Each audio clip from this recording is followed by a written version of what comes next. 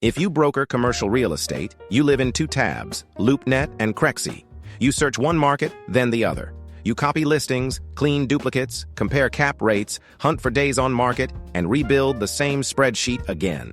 CoStar can be powerful, but for many teams it is expensive, locked down, and heavier than the workflow they need. This actor gives you a simpler path. One Apify run, one clean dataset. Choose the market, pick asset classes, select LoopNet, Crexi, or both. Run it once, and get structured commercial real estate data ready for outreach, underwriting, or monitoring. Here is the workflow.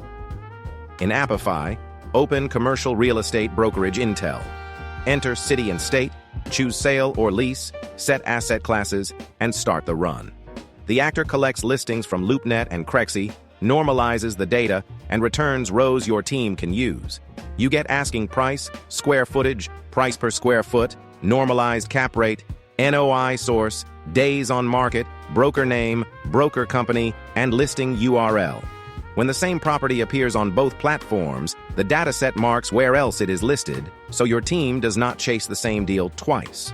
For outreach, the broker view is built to scan fast. Address, asset class, price, broker, company, and public phone or email when the source exposes it. For investors, the financial view separates declared NOI from implied or estimated NOI. So you know which numbers came from the source and which ones were normalized. With monitoring mode, you can check markets over time. No messy copy-paste, no duplicate spreadsheets, no switching between tabs to rebuild the same list.